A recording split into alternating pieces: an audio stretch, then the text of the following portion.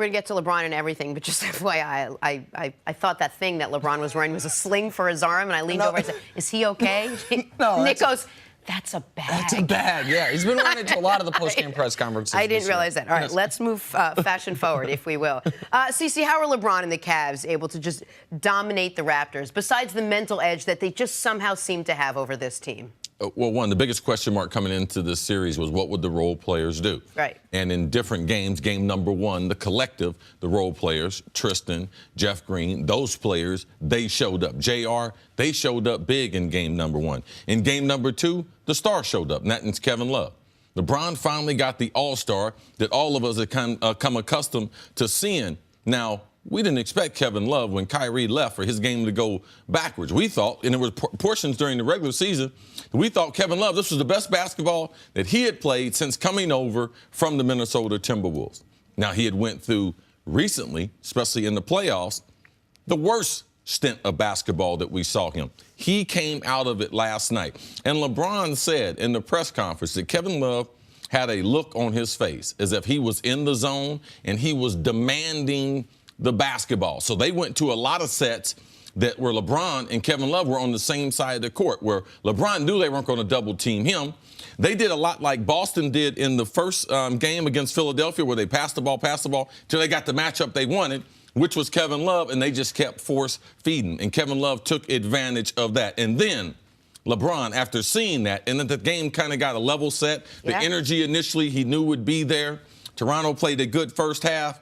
Then LeBron decided to take over. And at that point, he played the game, and his shot making, I would say, was either one of the top three games as far as the difficult shots that he decided to take and the ones that he made. I mean, it was a brilliant performance from him offensively. So Kevin Love, this would be game two, would be the game that was forced upon Kevin Love, because people had given up on him, but his teammates and a few other people, they hung in there with him. They kept him at the 5 starting lineup. I believe Ty Lue, giving him that overall confidence. He didn't want to be there. What his teammates told him. And I was telling Nick last night on the phone, man, Kevin Love's teammates like him. Kevin Love is a good guy. He works hard, fits his role within the team very well. And LeBron mentioned it later on, what Dwayne Casey in his role as a defensive assistant for Dallas, it forced LeBron in to be able to make these type of shots because that bad performance that he had in the finals against the Dallas Mavericks. Listen, your points on Kevin Love are well-founded. When we were on the phone last night, one of the funny things you said is the Raptors playing so bad, they're going to make the Cavs a contender again. Getting everyone back on track, getting the Kevin Love back on track, getting everyone back on track. But while the Kevin Love part of this was important for the Cavs long-term, important for the Cavs in the next round, very important for the Cavs no matter who they will end up playing in the NBA Finals, the story of this game turned into what LeBron did in quarters 2 through 4. Because after quarter 1, didn't look like we were going to have any type of special LeBron game. He waited. Kevin Love I think, took 8 shots in the first quarter. Was that intentional? Do you think that was LeBron's game plan? Come in, get the other guys involved before I do anything? Absolutely intentional. And then LeBron realized, oh, my shot's falling tonight. And when that happens, good luck, good night, no matter who you're playing, much less if you're playing a team that you have beaten 5 consecutive road playoff games. 5 times in a row in their building in the playoffs. You've won 8 in a row in the playoffs overall. And so what LeBron was doing last night, to steal a line from one of my favorite writers, Josh Eberly of Hoop Mag, he was Kobe's shot selection with Shaq efficiency numbers. He was taking absurd shots, still shooting close to 70% for the game. And so what we had last night was a guy who somehow is at the peak of his powers, controlling a playoff game, unlike, and I can't believe I'm saying this, we've ever seen him control a playoff game. LeBron has never contributed more points as far as scoring and assists in a playoff game in his NBA career. What about on the defensive end? Guys guarded by LeBron James last night shot 11% from the field. He tied his career high in playoff assists. He was 2 points off his career high in playoff points. If we just drop the threshold, he had 43, 8, 14. If we drop the threshold to 40, 8, and 11. Make it a little more rounder numbers, a little easier. Show America the full list of times that's happened in playoff history. Take LeBron out of it. It happens once every 25 years. Jerry Weston, 69. Drexler in 92, Russ last year. LeBron has done it in 2015, in 2016, in 2017, and last night. The total full control of the basketball game, unlike anything we've seen from him, which means unlike anything we've seen from almost anyone ever. And aren't we tired of sort of asking how he's doing this at age 33, at this deep into his career, without help basically from everyone else around him, how he continues to do? We're almost tired of asking because we expect it of him. Because on the nights when he has 30 points, we're like, oh, it was an off night for LeBron James. Yeah, well, he's never been able to shoot the basketball as well as he's shooting the basketball. He's never handled the basketball because these things, the segment is how these things got forced. They forced Kevin Love into playing well. Dwayne Casey, what he did to LeBron in Dallas, forced LeBron to have the arsenal that he has now. When Kyrie Irving forced his way out of Cleveland, it forced LeBron to have to handle the ball more. So you're able to see some different things, but it's allowed us to see the best basketball because he's called on more to do that. He dribbles the ball more. He's got to rebound more. But his overall shooting efficiency, and he talked about this offseason, he had some type of injury to his elbow that he believed helped him correct something in his shot, that he believed his shot was better than ever. It's a confidence factor. Man, it's rare to be able to see this. Like, I saw Michael Jordan.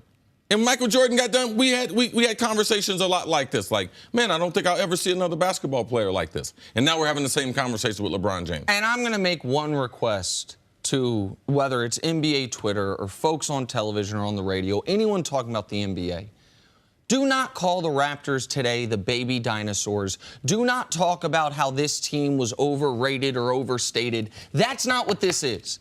This was a 59-win team that buttoned up all their deficiencies, that got themselves the best bench in the league, that has an all-NBA caliber shooting guard and a fringe all-NBA caliber point guard who had home court advantage, fully healthy after winning 59 games. This is not about them.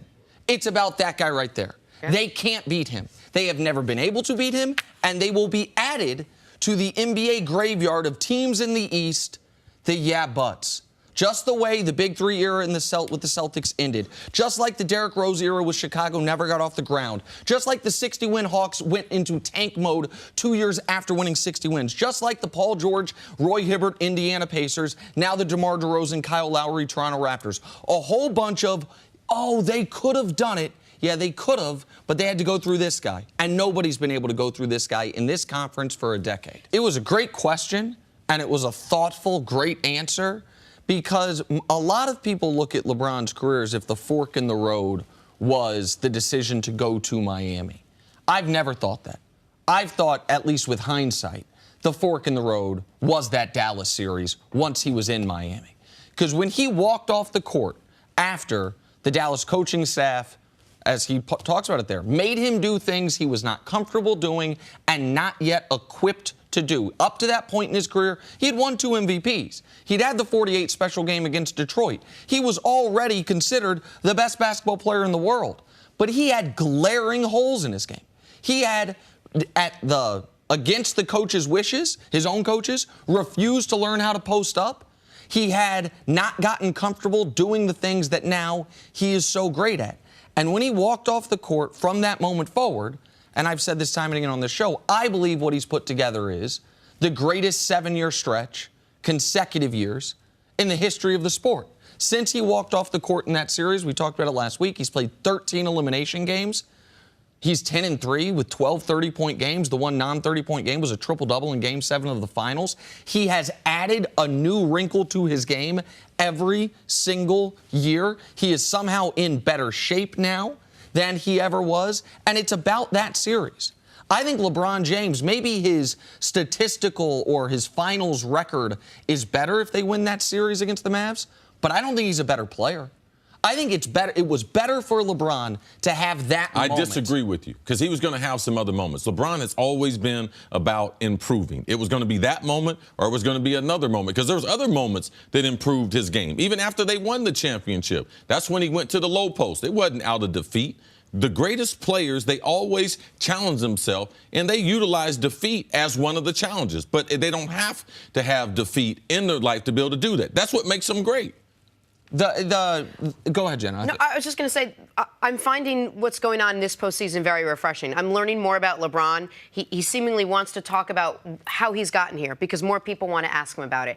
So I didn't know that. I would never, I just didn't know that he was so aware, like you said, of where he is in his career now, of where he was, and how much he has changed his game. Usually when you're that talented, you don't have the wherewithal to want to change your game to take it to the next level. And typically guys change their game because their body has demanded it. Exactly. So, like, when Michael Jordan came back from his first retirement, after he won the 3 rings, then he went to go play baseball, when he came back, he was still far and away the best basketball player in the world. But he was no longer the best clear-cut, raw athlete in the NBA. He was older, he'd been away from the game. And he came back with that mid-range turnaround that was not a huge part of his game before, and it became the signature of his game for those final 3 rings. He evolved because his body demanded it.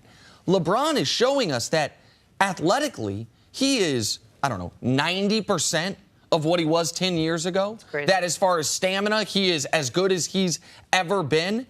And he is now just adding new layers to what he can do. I do think I don't want to say turning point, but I think the biggest moment was not just defeat, but a defeat that was, Cece, that defeat was on him. It's one thing to lose. It's another thing to lose because you, in Game 5, have 8 points in the finals, when the moment's too big for you, and when your teammates step up and you don't. That level of defeat. I think the biggest thing for LeBron was when he left Cleveland. And he faced all the criticism, and at that point he realized after a year where people tried to make him the villain, he tried to be the villain, he came back and said, you know something, I'm not that guy. I'm not going to be that guy. That was before Dallas. That's what I believe changed his career.